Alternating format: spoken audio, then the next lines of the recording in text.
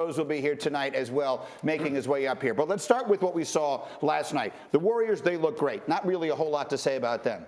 The Lakers, a lot of questions about what they'd look like. Tim Legler was very critical of what he saw from the Lakers last night. Stephen A., how about you? The word that comes to my mind is sad because it's the Los Angeles Lakers and they're not going anywhere.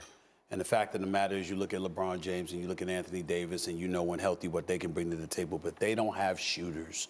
And LeBron James called it just as accurately as you possibly can.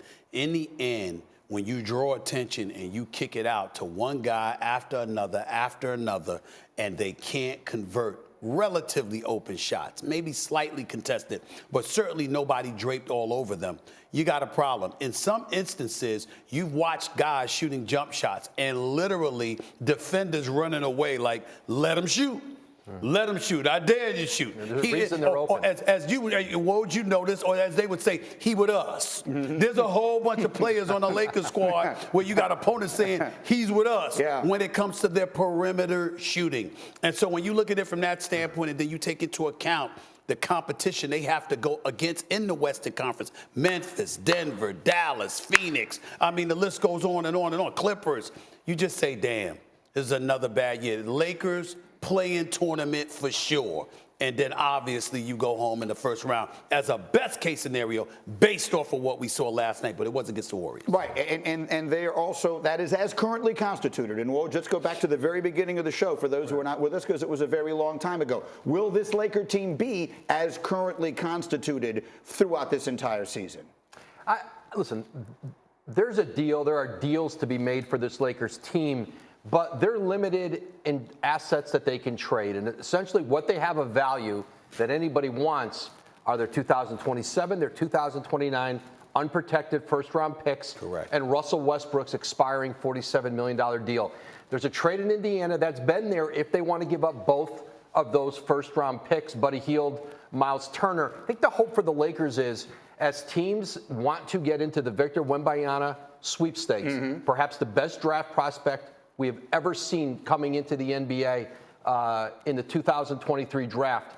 Teams may be looking to get into lottery, be able to get more ping pong balls, and are there going to be more veteran established players available for the Lakers to do a trade? I think there's going to be more teams, more players, maybe even well ahead of the trade deadline that teams are going to want to dump. And I think for the Lakers, that's what they'll keep their eye on. Woj, I got a real quick question for you.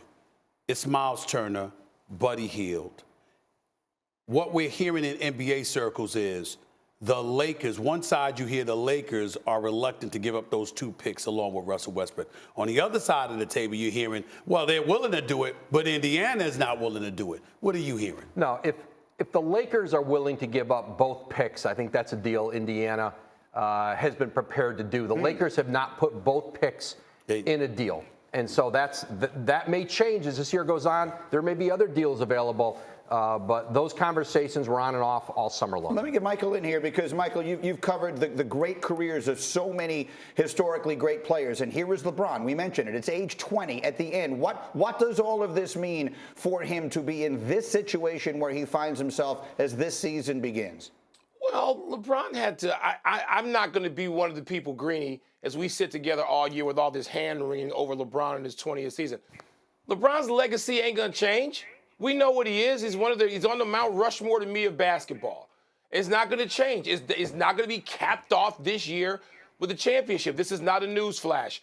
I think there are more really good teams in the NBA to start a season, last night, than I think I've ever seen in my lifetime at one time. The Lakers are not one of them. And I just hope that we are not held hostage on Countdown or whatever else we're doing on this network, your show and Stephen A's and mine, to talk about the Lakers every day. Because some of us aren't going to get into this hand-wringing. I'm not, except when you guys shove me into it, which I'm sure we will tonight. The Lakers aren't any good. They're not. When I say any good, could they make the play? I expect them to actually be good enough, if healthy, to make the playoffs. That still means they can be sixth at best. They're not good enough to have this hand-wringing all year. Last night was not a surprise. I'm not going to be disgusted. We know they don't have shooters. We still don't even know if LeBron and Anthony Davis can be healthy all year. I'm putting them in maybe as high as a 6th spot if those guys are healthy and if they make that deal with Indiana. That may change some things. But as we keep saying, as presently constituted. But, the Lakers and the Knicks really deliver me. Let me start in on my dear friend Stephen A. already. Here we go. We got the Knicks tonight. Are you kidding me? Why you got to bring up the Knicks? Yes, why would you? There's What you gotta bring so up the many Knicks for? good teams in the league, and it's just people from massive markets. And I'm born and raised in Chicago, so I'm from a big market, okay? go. I'm not a small town kid. But I know this, the Lakers and the Knicks are really, a lot of people around the country are going, really? And we do want to see LeBron. We want to see LeBron play. I love watching him still in this 20th season. But don't tell me the Lakers and the Knicks are going to headline anything. You ain't got to rub it in. Let's move on. You ain't got to